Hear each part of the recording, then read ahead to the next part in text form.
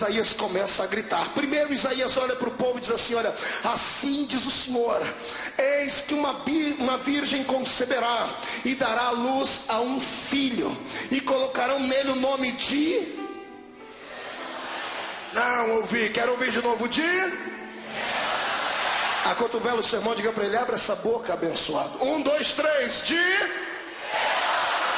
Que significa... Aqui está a revelação dessa noite. A palavra Emmanuel não significa apenas Deus conosco. Ela é uma palavra tríplice. São 3 palavras juntinhas uma na outra. Na semântica da palavra, ao trazerem ela para a língua portuguesa, ela perdeu um pouquinho da sua essência. A palavra Emmanuel não significa apenas Deus conosco. São 3 palavras: Emmanuel. Emmanuel. Daí a junção Emmanuel. A palavra in é dentro. A palavra men é homem, corpo, barro. A palavra el é Deus. Se você traduzir ao pé da letra, é Deus dentro do barro. O Senhor estava dizendo ao diabo como é que ele viria. Ele disse assim: eu, o Deus eterno, vou entrar na terra de forma legal, dentro de um corpo de barro. É aqui que a ciência se atrapalha toda. É aqui que os homens que não têm cultura religiosa se embasbacam. É aqui que os filósofos e que até os teólogos modernos da pós-libertação ficam atormentados e atribulados. Porque não dá para conceber um Deus que criou o universo pela força do seu poder e sustenta o universo pelo poder da sua palavra. Como é que ele, sendo tão grande, pode caber dentro de um corpo de um homem? O que eu vou falar aqui agora vai começar a arrepiar e vai começar a arrancar alguns tipos de reações de dentro de você, mas não se assuste. Quero que você olhe para a pessoa que está do seu lado e pergunte para ela: você é crente? Diga: você é salvo em Jesus Cristo? Pergunte a outra que está do seu outro lado: diga: você é salvo em Jesus, tem certeza? Vire a cabeça e pergunte para que está atrás: diga: você tem certeza que é salvo? Aqui está na frente, eu quero que você mexa com todo mundo. Então olhe para mim e vou lhe dizer: não se assuste, mas esse pedaço de carne que reveste esses ossos que estão aí do seu lado são exatamente a morada do Deus eterno que fez os céus e que fez a terra. Eu penso em Deus e tento caminhar pelas páginas da sua revelação desde que o Senhor escolheu Abraão para sair da terra de Ur dos Caldeus e deu a ele uma palavra profética dizendo: em ti serão benditas todas as famílias da terra. Quando o Senhor faz esta promessa e a nação começa a crescer na terra, passamos pelo nosso irmão José, que fez um bom trabalho no Egito, mas o faraó que se levanta depois da morte de José não sabia nada sobre a aliança judaica entre os judeus e os egípcios. Então ele começa a oprimir a nação de Israel. Centenas de anos Israel fica aprisionado dentro do deserto, dentro do Egito, até que o Senhor levanta um libertador que era Moisés. Quando Moisés atua como um grande ministro de Deus, como um interlocutor do céu à terra, liberando sobre o Egito aquelas pragas pela unção de Deus. Quando ele tira o povo lá do meio do Egito e caminha com eles a Canaã, passando por dentro do Mar Vermelho, quando eles estão no meio do deserto, já caminhando com o Senhor há algum tempo, os céus percebem que o povo encontrou uma dificuldade para adorar a Deus. O Deus que Abraão adorava, ele adorava em espírito. Ele fazia com Deus um ponto de encontro em todo e qualquer lugar. Mas a nação de Israel passou muito tempo dentro do Egito.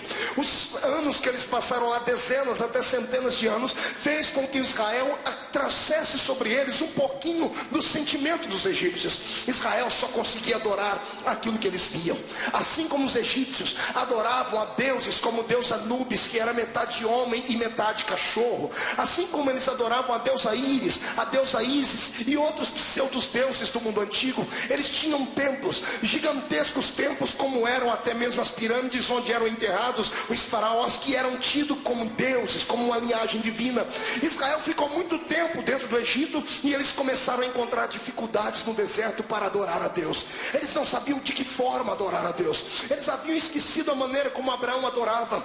Abraão era um crente que, se tivesse no século 21, ele seria muito bem posto aqui, porque onde há uma alma dele carecia, ali ele fazia um altar para adorar a Deus. O crente inteligente tem que entender que ele não pode adorar a Deus somente dentro do templo, porque o templo, muitos templos não estão abertos 24 horas por dia, e o homem moderno trabalha muitos dias no meio da semana, e às vezes somente um dia por semana viemos à igreja. Nós não podemos esperar chegar na igreja para adorar a Deus. Abraão serviria muito para estar conosco aqui, porque a minha Bíblia diz que ele adorava no deserto, ele adorava debaixo de árvore, ele adorava na penha, ele adorava no carvalho, porque ele sabia que onde ele estava, os olhos de Deus estavam impregnados sobre ele. Eu quero aqui liberar sobre você uma palavra muito antiga que eu aprendi com os meus pais na fé. Não importa onde você esteja, pode ser dentro do banheiro do seu trabalho, pode ser dirigindo o carro, pode ser dentro de uma reunião informal, pode ser na escola. Há uma porta aberta no céu diante de você. Se você dobrar o joelho no meio do deserto, ou melhor, reclinar o corpo cansado, não tiver um travesseiro para reclinar a cabeça e colocar uma pedra sobre a sua cabeça, ou melhor, sobre a sua cabeça, e começar a chorar e a falar com Deus, fique tranquilo, uma porta se abrirá no céu, uma escadaria vai chegar diante de você, anjos subirão e descerão ao seu lado, porque você não é natural, você não é comum. Por isso nós não precisamos da ajuda de nenhum tipo de pseudo-santo. Eu não preciso da ajuda de São Jorge, nem do cavalo dele, não preciso da ajuda da Santa Biroqueta do Norte, não preciso da ajuda de Cosme e Damião, não preciso da ajuda de Ibegi ou Molu, não preciso da ajuda de Zé Pilintra, Zé Pilantra, Chucaveira. Eu tenho acesso direto com aquele que fez os céus e a terra. Você está entendendo? É por isso que você é crente.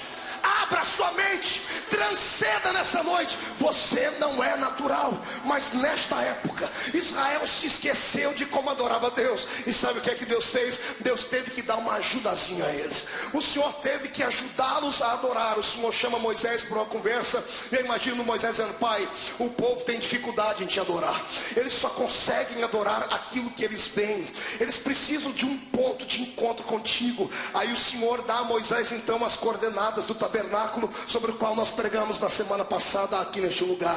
O tabernáculo era um templo móvel, era um templo desmontável. Eles montavam e desmontavam. A nuvem da glória do Senhor era quem dizia para onde o templo deveria ir ou para onde o templo deveria não ir. A nuvem parava, o templo parava, a nação parava e erguia um templo.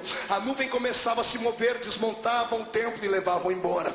Este foi o primeiro santuário que houve aqui para que o povo de Deus pudesse adorar. Quando Israel chega na terra prometida, o Senhor suscita no coração de Davi uma vontade imensa de ter um templo, porque o povo ainda tinha dificuldades de adorar. Davi, ele alicerça com o coração o desejo do templo, mas o Senhor o proíbe de fazer o templo, porque a mão dele era manchada de sangue, e o Senhor repassa a função para Salomão. Salomão então teve a oportunidade e a graça de levantar a Deus o primeiro templo fixo da história do povo judeu e da nossa fé, porque o judaísmo e o cristianismo acabaram se confundindo por um tempo.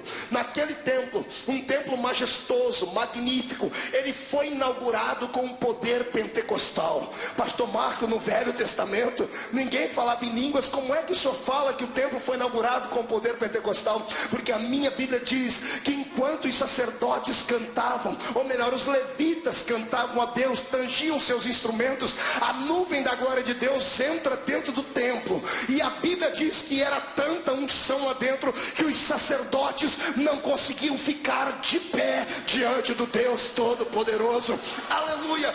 Um templo só presta quando a presença de Deus está dentro dele. O que eu conheço de igrejas por aí que são belas, são bonitas, são catedrais, milhares e milhares de reais gastos com oferta dos crentes, com exploração de alguns, e você entra lá dentro, é pompa, é magnitude, são cores belas, cheio de informática, o som é de primeira, mas infelizmente a graça de Deus não está mais lá dentro. Você entra lá dentro frio e sai congelado. O pastor lá é muito bem preparado em ciências, em humanas, em exatas, sabe muito bem falar vários idiomas, conhece a teologia de cor e salteado. Quando ele fala, enche a sua cabeça, mas quando ele fala, não toca o coração. Templos que são parecidos com o santuário de Salomão são grandes, mas não tem aquela graça lá dentro. Em contrapartida, eu conheço conheço igrejas pequeninas, conheço igrejas tão simples que nem um som desse caberia lá dentro. São cenáculos, não são belos como o santuário de Salomão, mas para entrar lá dentro você tem que tirar o sapato, porque é terra santa.